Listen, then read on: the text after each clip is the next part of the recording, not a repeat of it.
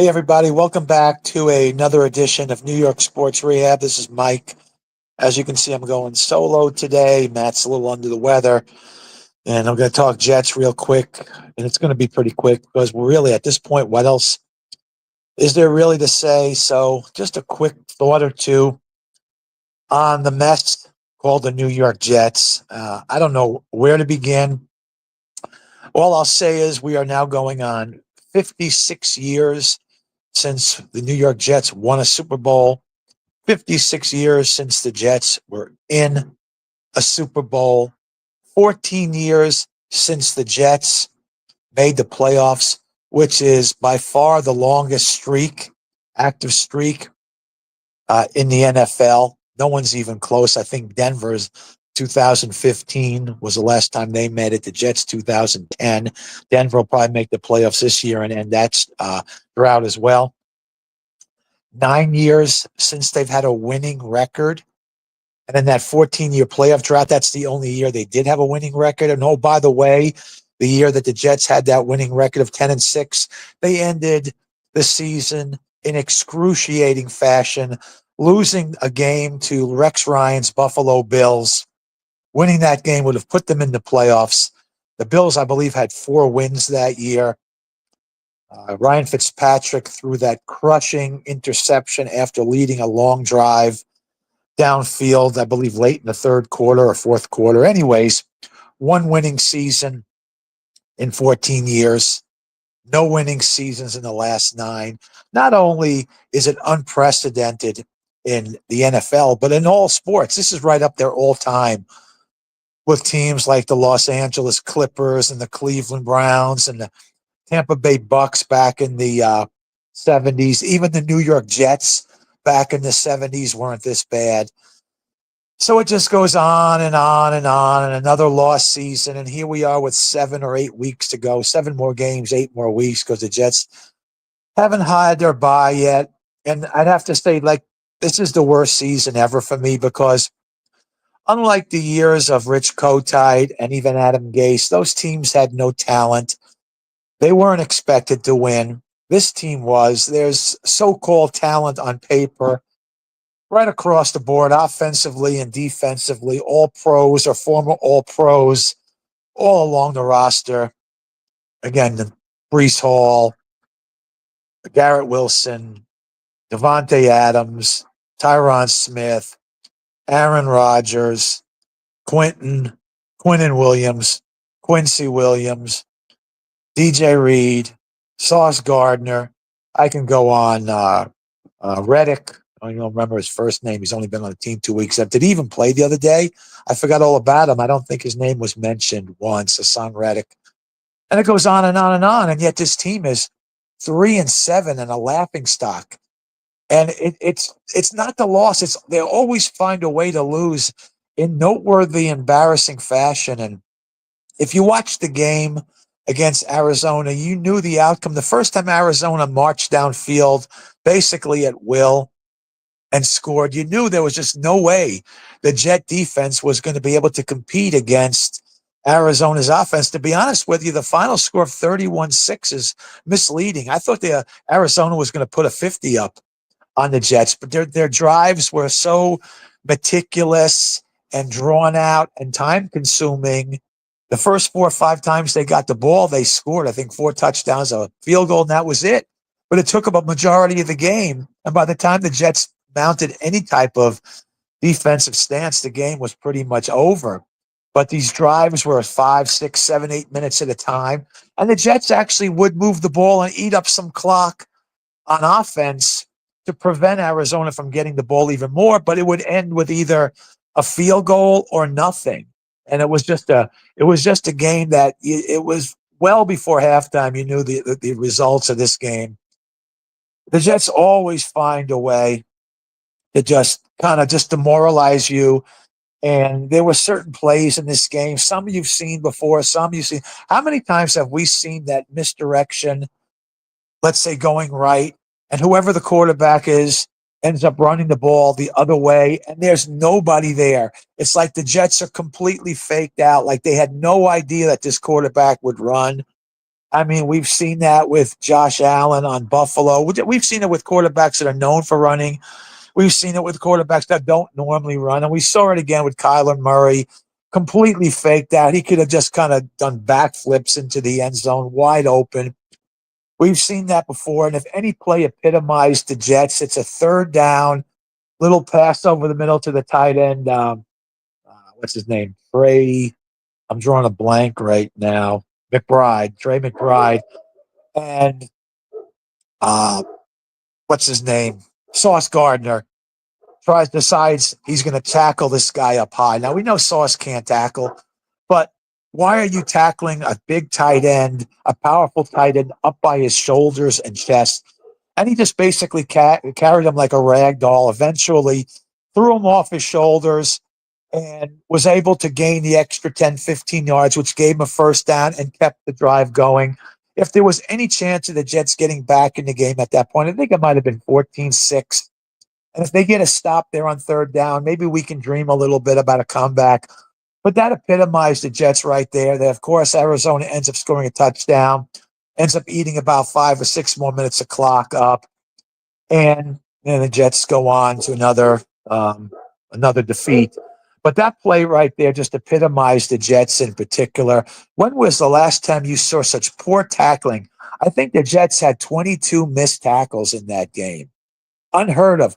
I've seen some bad football, but this game reminded me of some of the rec league teams that I've coached where we try to enforce tackling, but then we get to the game and it looks like they've never practiced it before. You know, they're young kids, 9, 10 years old, but these are NFL players and just missed tackle after missed tackle. I guess we got to give Sauce a little credit for at least trying. It wasn't one of those Olays just run right past me. I don't know what's worse, seeing Sauce carried like a little child by McBride. That's what I have to say. That's what Bart Scott said on the post-game show. It reminded him of him playing with his daughters and outside in the yard, and they're trying to tackle, and he just kind of flicks them off his shoulders and runs with the ball for a touchdown. That's what it looked like there, except from an NFL caliber cornerback. So I don't know what's worse, just lack of effort and not trying, which we saw plenty of as well, or trying but then getting thrown like a little child from an NFL tight end. So you could just go on and on and on. How is it, answer this if you watch this podcast, how is it that every team we play, there's separation all over the field? There's just open receivers everywhere. It could be running backs. It could be tight ends. It could be receivers. It could be third string. It could be second string guys. And yet we're on offense, and every time we even do complete a pass, it's like pulling freaking teeth. And it doesn't matter who the personnel is. It could be Davante Adams out there with Garrett Wilson, with Breece Hall, with Tyler Conklin. There's 4 legitimate Pro Bowl caliber players, yet none of them are open, ever. Who is to fault there? Is it lack of the player's ability to find separation? Is it lack of our offensive coordinator to dial up plays to find a seam somewheres in an opening? Is it a combination of both? But I've seen this now for years. Every time we complete a pass, it's like pulling teeth. Excuse me a minute. Whereas no matter who the opponent is, there's just seams and openings all over the field. And yet we keep changing the personnel. We bring in a Mike Williams. He can't get open. He leaves. He goes to Pittsburgh. He catches the game-winning pass. What is it with our scheme? Is that the case? We just need to bring in a new coordinator that can find openings for these guys. But then again, aren't savvy veterans like Davante Adams supposed to find the opening? Garrett Wilson's been here long enough now, 3 years. Conklin's been around long enough. I just think it's a combination of both. But I just can't get over the fact that no matter who we put in our offense, personnel-wise, it's the same thing. Nobody. How many times do you see Aaron Rodgers just running around, what we call running around at his age, and he can't find separation from anybody. He can't find anybody open. And when there is somebody open, he can't get them the ball because he doesn't have enough time. He doesn't have that extra second or two to spot Conklin in the corner or a Corley cutting across the middle in the end zone. So it's a combination of so many things. It's just so frustrating. Last thing I'm going to talk about is the defense a little bit more. I keep hearing how, it was Salah was much better coach than we thought. No, Salah sucked. And we're just worse right now. And I don't want to hear that the defense got bad because Ulbrich now can't concentrate and motivate and coach the defense because he's now the head coach. I mean, these guys have been together, some of them for several years now. It's the same base defense. We don't have any rookies starting on our defense other than McDonald. Everyone's been pretty much in place other than maybe our influx of tight ends every week. Not tight ends, safeties that come in every week that I'd never heard of. Everyone else has been there for years. Quincy Williams, Quinnen Williams, Sauce Gardner, DJ Reed, Tony Adams, even some of the guys on the front line there have been there for a while.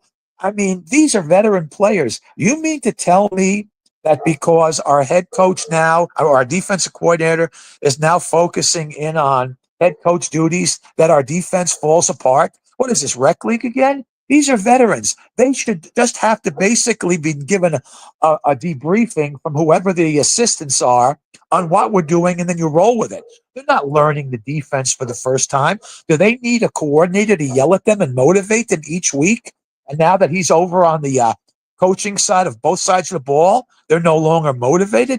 They need coaches to constantly be on them individually to make sure they execute properly and know their formations and defenses. This is a base defense that has been here now for 4 years. And I realize that Salah probably implemented it and Ulbrich was more or less the conveyor of it. But the fact that he's coaching now all facets of the game shouldn't change the defenses drastically. These guys have been here long enough. They've been in this system. They're mostly guys that have been in the league several years. Some like guys like C.J. Mosley. You mean to tell me Mosley, while he's on the sideline not playing, can't be a guy who's kind of involved in the defensive game plan throughout the game?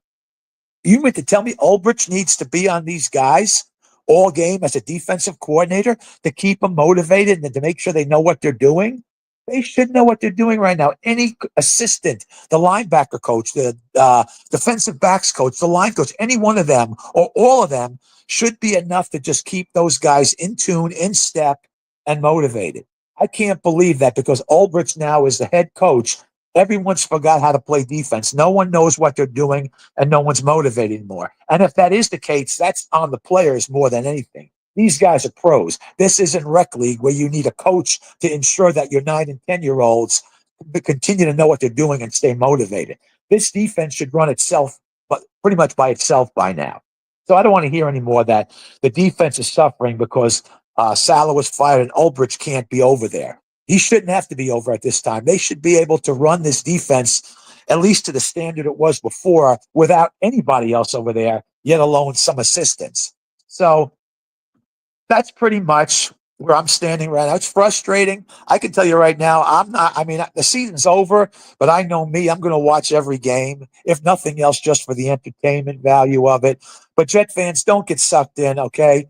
Don't kill yourself. Don't hurt yourself. And by that, I mean, there's a chance it would be very Jet-like. I predicted the Jets would beat Houston, and they did, and we'd all jump back in the bandwagon, and we did.